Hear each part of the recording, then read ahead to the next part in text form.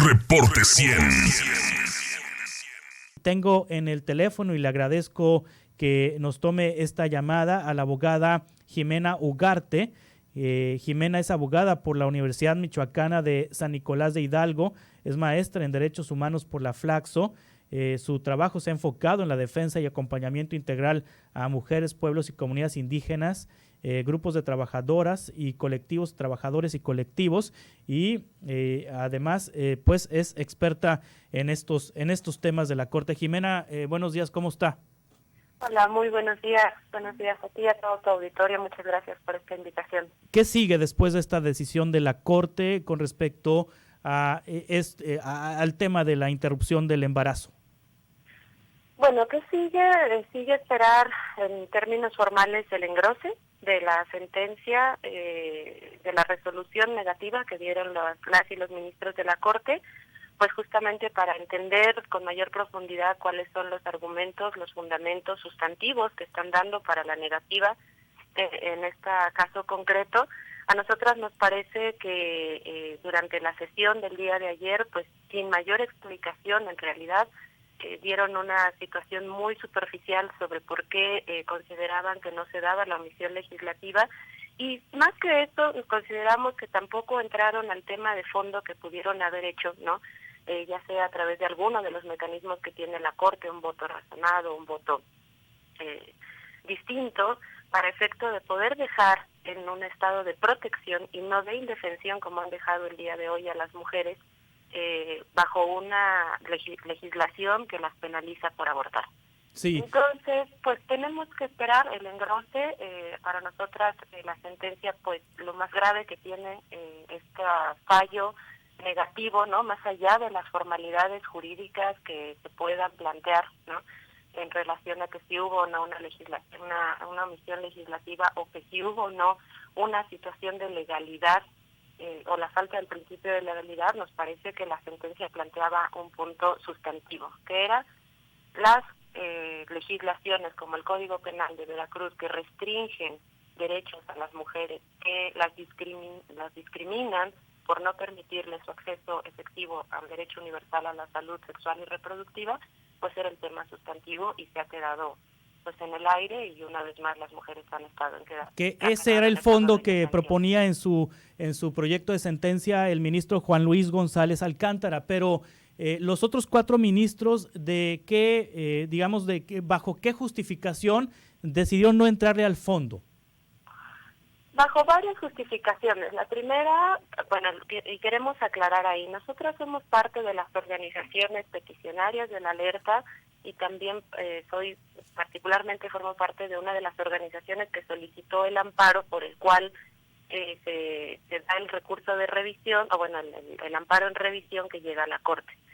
En este sentido queremos explicar y decir claramente que no era el único punto, no era el único punto la omisión legislativa, había otros puntos relacionados con el acceso a las mujeres a su derecho humano a la salud reproductiva, y lo que sí vemos es que los ministros, a contrario, bueno, todo juez, ¿no? Todo juez federal, local, incluso los ministros, pues están obligados a entrar al fondo del asunto, y solamente retomaron una de las partes sin ver todos los otros puntos que se habían planteado en el amparo, como lo era esta situación de la violación de los derechos humanos. Entonces, lo que están diciendo ahí es que precisamente pues que es una cuestión meramente de legalidad, en donde dos cosas. Lo que nosotras entendemos, e insisto, tenemos que esperar el engrose para saber exactamente cuáles son los fundamentos y motivaciones que hacen para la negativa de este proyecto de resolución, pero lo que acabamos de entender es que lo que señalan es que es una cuestión de legalidad, porque el Congreso solamente puede legislar lo que le esté permitido por la propia Constitución, y dos, que no existe omisión legislativa porque sí está legislado el aborto. Sí. En el estado de Veracruz.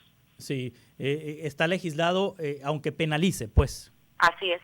Sí existe, entonces... nos parece que la parte sustantiva de esta resolución, que a mi consideración pudieron haber sostenido, ¿no?, de una manera mucho más contundente, era, sí, efectivamente existe una legislación, pero es una legislación que es contraria a las obligaciones internacionales del Estado mexicano en materia de derechos humanos, como lo es la no discriminación, como lo es el acceso universal a la salud sexual y reproductiva para las mujeres, y nos parece que había dos cosas que la sentencia planteaba muy claras, ¿no? Las primeras 12 semanas de embarazo pertenecen a la esfera privada de las mujeres en donde el Estado no puede intervenir.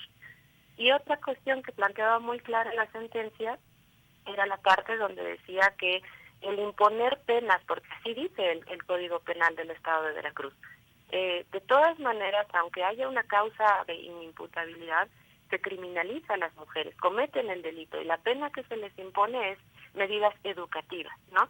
El imponer este tipo de penas a las mujeres por decidir sobre su propio cuerpo es, sinceramente, y no encuentro otra palabra ahorita, quizás no es la más correcta, infantilizarlas, ¿no? Así lo dice la propia sentencia, las infantiliza, lanza un mensaje social y un mensaje cultural de que las mujeres no tienen capacidad de decidir, no son seres pensantes para decidir sobre su propio cuerpo. Sí. Entonces, eso nos parece que eran dos puntos fundamentales de la sentencia. Sí, en este momento son dos entidades, la Ciudad de México y qué otro estado, Oaxaca. Y Oaxaca, son los dos estados que tienen despenalizado el aborto. Jimena Ugarte, abogada. Y me dice usted que la legislación de Veracruz, digamos que es más extrema que otras legislaciones locales, o la de Veracruz es especialmente distinta a otras legislaciones locales que penalizan el aborto, o hay todavía entidades que tienen legislaciones más extremas? Bueno, no sé si sean más extremas o no. Perdón, lo que sí sé es que en todas las otras entidades pues no se permite el aborto libre y seguro para las mujeres durante las 12 primeras semanas sin ninguna causal. Esa es la gran diferencia en la Ciudad de México y en Oaxaca. Las 12 primeras semanas, si una mujer sí, quiere realizar la interrupción legal del embarazo, no necesita ninguna causal. En el estado de Veracruz, como en otras entidades federativas, las mujeres, por ejemplo, cuando son víctimas de violación y quedan y resulta un embarazo por esa violencia sexual que sufrieron, primero tienen que interponer la denuncia y hasta que tengan la denuncia pueden solicitar la interrupción legal del embarazo. Cuando hay una malformación, también tiene que haber 2 o 3 médicos que señalen que efectivamente esto es así. Digamos, hay una serie de circunstancias y trabas que se le ponen a las mujeres. No es nada más Veracruz, es prácticamente pues en el resto de entidades federativas, ¿no? Sí. En donde se imponen estas trabas y además se criminaliza, es decir, impone una sanción punitiva tanto a las mujeres que interrumpen legalmente el embarazo como a las personas que lo practican por esta situación. Ahora, Entonces, de haber pasado la sentencia del ministro González Alcántara, ¿qué efectos habría tenido en el resto de las legislaturas estatales? A nosotros nos parece que los efectos, contrario a lo que por ahí me parece que se está diciendo, la Suprema Corte efectivamente no puede decirle al Congreso cómo legislar, ¿no? No puede decirle que debe de poner en un artículo particular de una legislación local, pero lo que sí puede es sentar un precedente en donde diga que no puede haber legislaciones restrictivas de derechos ni discriminatorias de los derechos de las mujeres. Sí. Entonces me parece que iba a sentar, y como lo dijimos en varios de los comunicados que presentamos pues previo a esta sesión del día de ayer, iba a sentar un precedente muy importante justamente para que los congresos locales, ¿no? Contrario a lo que dijo en su momento, y esto lo quiero expresar así muy claramente, el Congreso de Veracruz, en la pasada legislatura, en su momento señaló en su recurso de revisión que los congresos locales no estaban obligados al cumplimiento de las obligaciones internacionales, que solamente era la federación. Esa es una falacia y es un desconocimiento impresionante, ¿no?, del artículo 1 constitucional y del derecho internacional de los derechos humanos. Entonces, nos parece que eso era lo que iba a pasar. Iba a sentar un precedente en donde dijera, está bien, no te vamos a decir cómo legislar, cuál va a ser el texto, pero sí te vamos a señalar congresos locales de toda la República que tienen la obligación de legislar o quitar marcos normativos que sean discriminatorios, que vayan en contra de los derechos humanos. ¿Por qué? Porque estás obligado por un tratado internacional y por las recomendaciones al Estado mexicano. O sea, Sí. es una obligación de carácter internacional previsto en el bloque de constitucionalidad, ¿no?, que señala que el Estado mexicano está obligado al cumplimiento de los instrumentos internacionales. Sí. Entonces, pues nos parece que iba a sentar ese precedente muy relevante a nivel nacional para efecto de que otras compañeras, personas, entidades, autoridades, colectivos, organizaciones, pues pudieran tener ese precedente e impulsarlo en sus propias entidades federativas. Ahora, la ministra Margarita Ríos Farjat dijo que no hubo omisión porque la interrupción del embarazo sí está normada en Veracruz y que hay un problema técnico jurídico que le impidió pronunciarse sobre el fondo del asunto. ¿Es posible que la ministra Margarita Ríos Farjat coincida con los puntos de vista que usted me está manifestando, Jimena, en cuanto a que debe de despenalizarse el aborto, pero no se quiso pronunciar por esta cuestión técnica? ¿O se sabe si ya tienen una posición respecto a la interrupción legal del embarazo de las ministras mujeres que están ahí en la primera sala?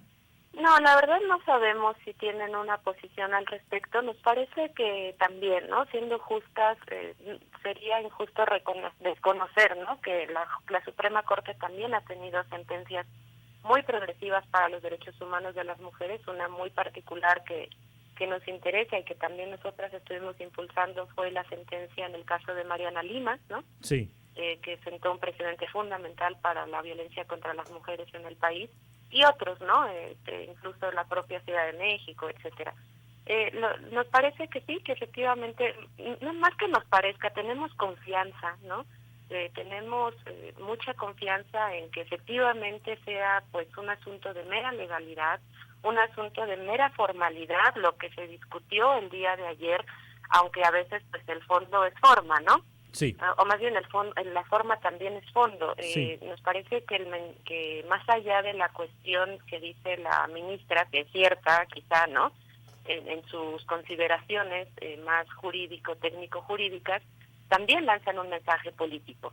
Y ese es un mensaje político que nos preocupa, porque también queremos aclarar, no ganó el derecho a la vida. Y esto es muy importante, como están diciendo los grupos de derecha y antiderechos y provida. No fue una resolución que votara, como se está diciendo por ahí, a favor de la vida. Fue una resolución que señala una cuestión de carácter técnico, jurídico, legal, que para nosotras tuvo que haber ido más allá y proteger derechos humanos a nivel convencional con las obligaciones internacionales del Estado mexicano, pero tampoco fue lo contrario. Entonces, en esos términos, pues confiamos en que la Suprema Corte, que la primera sala, que o el ministro que vaya a generar la nueva resolución, pues subsane, ¿no?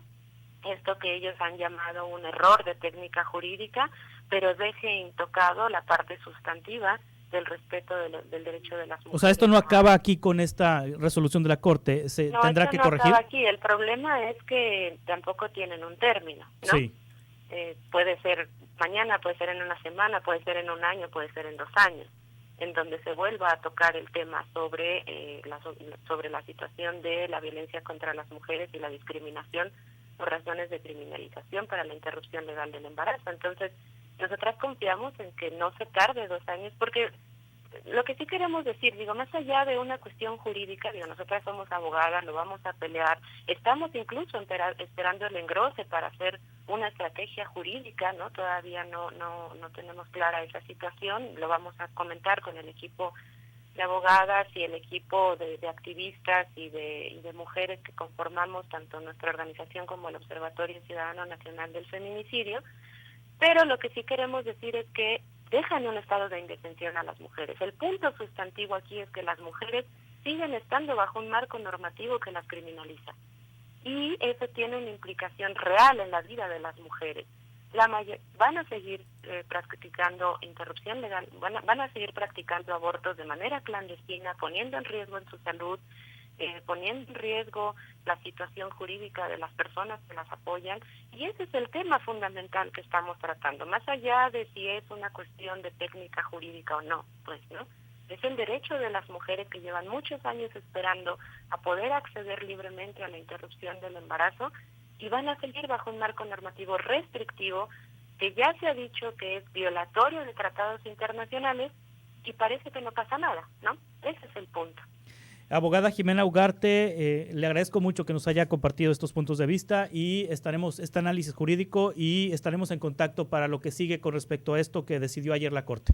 Al contrario, les agradecemos mucho y pues nosotras vamos a seguir, ya nos levantamos hoy, vamos a seguir luchando, vamos a hacer una estrategia y vamos a seguir presionando porque se quite este tipo de marcos restrictivos. Gracias, abogada. Hasta luego, buen día. Es la abogada Jimena Ugarte Trangay, maestra en Derechos Humanos y experta en temas y de los grupos de mujeres que promovieron este amparo contra la ley contra el Código Penal del Estado de Veracruz. Reporte 100.